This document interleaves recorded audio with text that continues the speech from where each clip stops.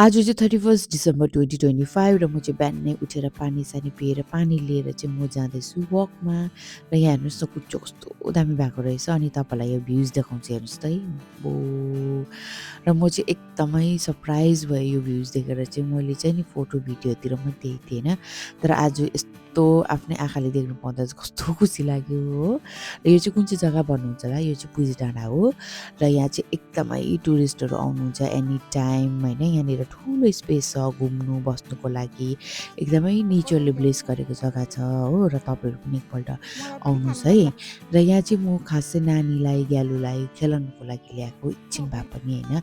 अब आज last month है यो इयरको अनि त्यहाँदेखि अब एकछिन नानीसँग टाइम स्पेन्ड गर्छु भनेर नि अब समूह पनि अब यस्तो खुल्लम-खुल्ला खेल्नु पाउँदैन होइन। कस्तो खुसी हुन्छ हेर्नु न यसरी खेल्नु पाउँदा हो। ग्यालु पनि अब मसँग अहिले बस्दैन आमाहरूसँग बस्नुहुन्छ अन्त यिनीहरूसँग चाहिँ मजाले टाइम स्पेन्ड गर्छु एकछिन भए पनि भनेर चाहिँ आएको होइन। र गाइस मलाई चाहिँ सानोमा यो ढुङ्गामा चढ्नु कस्तो डर लाग्थ्यो क्या अहिले पनि खुट्टा काप्दो रहेछ हेर्नु न हो।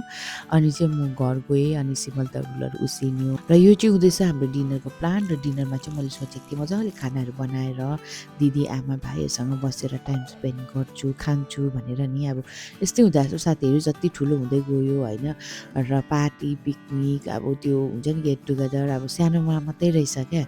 अन्त ठुलो हुँदै गएपछि त्यो हुन्छ नि अब गर्नु मन लाग्दैन। अन्त आफ्नो किम्ती समय चाहिँ आफ्नो अब लभ वान्सहरूसँग नै टाइम स्पेन्ड गर्नु मन लाग्छ है। मलाई चाहिँ अब त्यस्तो हुन्छ है साथीहरू अहिले चाहिँ फिलहाल है त्यो हाई क्राउड अब मन पर्दैन हो।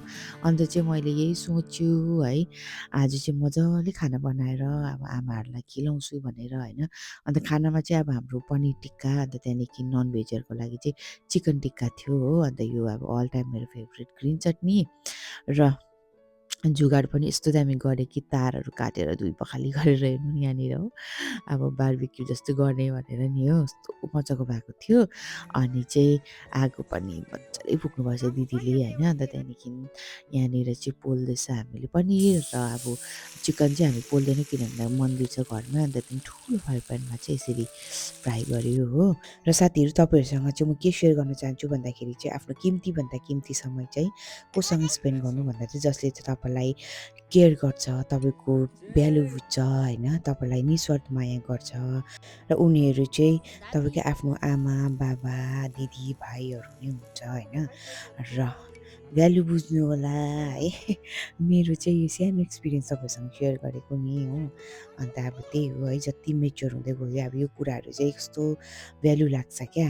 र हेर्नु न भन्दा भन्दै मेरो बिरयानी पनि रेडी भयो कोही नखाने अरे र पनि मैले अलिअलि खाउँ न भन्दै दिदीलाई के गर्दै थिएँ नि त हो। र मेरो चाहिँ हेर्नु न 30 यस्तै भयो एकदमै ब्लेस्ड फिल भइरहेछु हो। अन्त चाहिँ होप तपाईँहरूको पनि राम्रो भयो होला र यो आउने न्यू इयर चाहिँ तपाईँको फ्यामिली तपाईँको हेल्थ वेल्थ एकदमै राम्रो होस् है। अनि तहे दिल चाहिँ थ्याङ्क यू भन्न चाहन्छु जसमा तपाईँले मलाई यति धेरै माया गर्नुहुन्छ है। र साथीहरू आजको लागि यति नै भेटौँ है न्यू इयरमा।